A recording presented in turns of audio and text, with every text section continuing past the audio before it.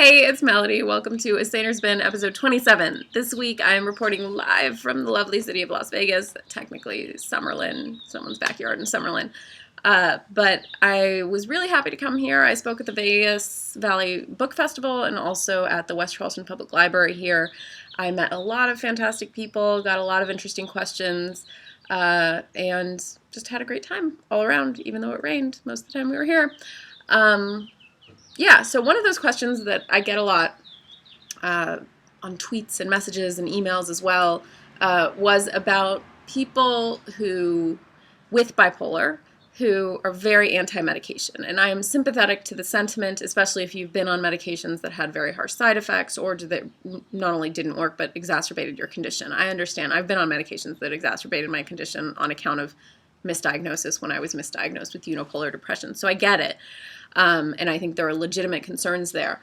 But this is often from family members when they know that a certain medication has been working for this person and then they stop taking it and things don't go well often. And their question is just, what do I do with this family member, this friend who will not take their medication no matter what, and they just are just totally anti-medication. And often these people who are so anti-medication are okay with drinking alcohol. They're okay with smoking American spirits, of course, right? They're okay in dabbling in pot and cocaine on the weekends. Like they're okay with certain other drugs that are, given to them by drug dealers and not FDA approved.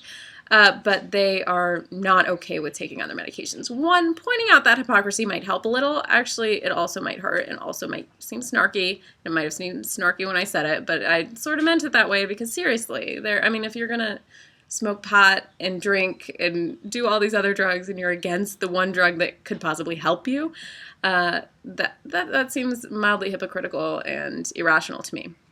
But then again, if somebody's in the middle of an episode, then they're going to be definitely irrational. So it's hard to work with somebody if they're actively manic, for example, and you can't rationalize with somebody who's actively manic. So there's that. And I often tell family members with this question that you can't make anybody do what they don't want to do. And I have before on this podcast recommended a book by Komrad. I think it's called You Need Help, and it's a great book, and it's a helpful resource for family members, so that's why I'm recommending it again. But aside from all of that, there are some strategies, there are some things you can do, and I don't agree with every tactic in the book, but I do agree with the sentiment, for sure, of trying to help your loved one who is unwilling to do what you know is probably in their own best interest. So one is you can't make somebody do, in the end, even if you force them to do something, it often doesn't end up well, unless somebody is invested in their own treatment and as an adult, right, invested in their own treatment, and even as a child, P.S., especially when children are subjected to medication and they don't actually get to fully consent to it, that can also be a dangerous case. But you need to pay attention to what side effects are there and recognize that there are other medications that may not have those same side effects. So acknowledging their concerns as part of it, but also recognizing that in the end, this is their decision and making it clear to them that you can't make decisions for them and you know that they're capable of making decisions for themselves, especially when they're in their own right minds, which they might not be in that time, right? And you really cannot rationalize with somebody who's manic. I can't say that enough. So if they're actively manic, forget about it. But if they're not, and if they're in a place where they do have some insight, then maybe talking to them about some of this could help.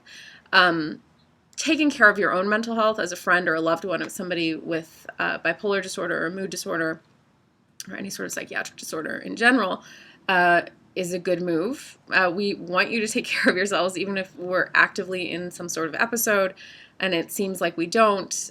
We will feel very guilty in the end if we find out that you weren't taking care of your own mental health in your effort to help us, and you're never going to be able to help somebody else if you're not taking care of your own mental health. So there's that. One big thing, if somebody is absolutely anti-taking medication, I have seen some people who are able to control bipolar without medication. It happens. It's not the rule, but it does happen, and it is possible, and it's to varying degrees. You might not be able to control every symptom, but you may be able to live a relatively useful, functional life without medication, and you might be able to do that. In my experience, the people who are able to do that are the ones who are able to control their sleep. If you can't manage the medications but can manage to get to sleep every night and wake up every morning about at the same time, that can make a huge difference in terms of particularly preventing manic episodes, but also depressive episodes. For a lot of people with bipolar, with depression, we tend to oversleep, and with mania, definitely tend to undersleep. And I know that if I don't sleep for a few nights, then forget it. I'll start going manic.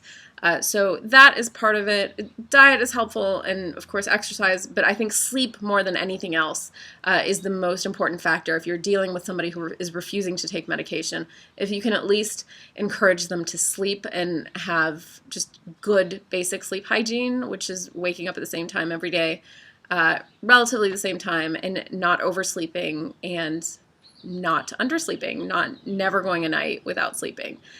So I hope that's mildly helpful. I've gone a little over, but yeah.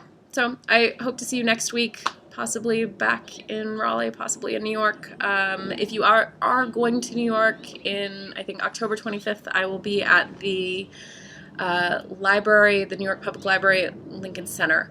It's like the performing arts something, but I'll be speaking at a DBSA event on a campaign tour stop for the Ida We tour, and I'm very excited about it, so I hope to see you there. If not, then I will just see you here again either next week or the week after. All right, until then, take care. Bye.